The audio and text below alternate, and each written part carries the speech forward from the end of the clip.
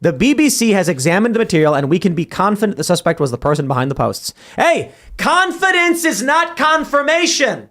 So this is an opinion piece, BBC. Well, so hold on. Yeah, why are they confident? Where's their confidence coming from? I know what their confidence is coming from. It fits their narrative. Look at this. Look at this. It says Garcia appeared to use the account as an online diary. He posted multiple documents, including his name, date of birth, and other identifying details, including a plane ticket, a speeding ticket, and an ID card.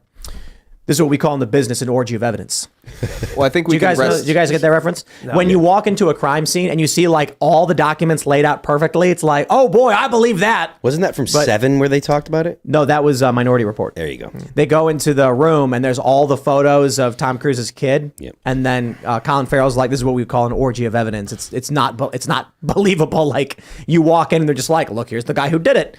I think it's almost like as absurd as if, could you imagine if there was a story that was as crazy as to suggest that like maybe a plane crashed and then like a passport survived the fireball and landed on the ground, thousands of people. Oh my gosh, in the rubble. Yeah. If you can believe that, yeah. Then anyway, it says, despite the clear evidence, yeah, they do. That's an opinion right there. Yeah. Several activists and internet personalities, including at least one mentioned in Garcia's post, have attempted to cast doubt on the authenticity of the material. They've claimed without evidence that it's part of a psychological operation or false flag by the government to smear those on the right or far right.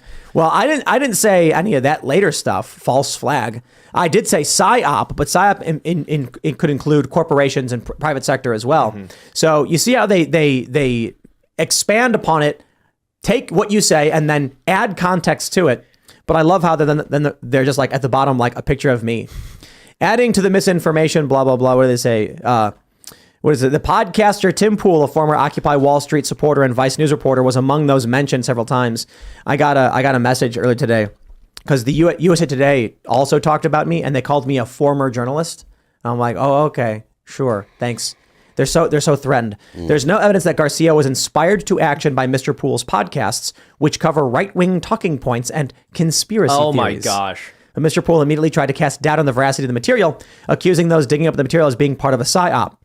Yes. BBC, your opinion piece is interesting to me, but please spare me your opinion piece and don't use my photo in the way you did. But I would just like to point out, what do we have here? A couple weeks before this incident, someone started posting random photos from Reddit and posting 4 clips from timcastirl, a single episode, and making a post about libs of TikTok to no followers, to nobody. For what reason? A Mexican neo-Nazi inspired by a Jewish woman and a mixed race Korean guy.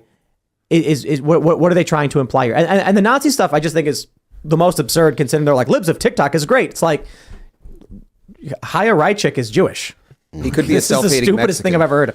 And so anyway, that's the story. And then I go, that sounds like BS. Oh, BBC better write up a whole article about it and put his picture in it. Well, thanks for that, BBC. Appreciate it.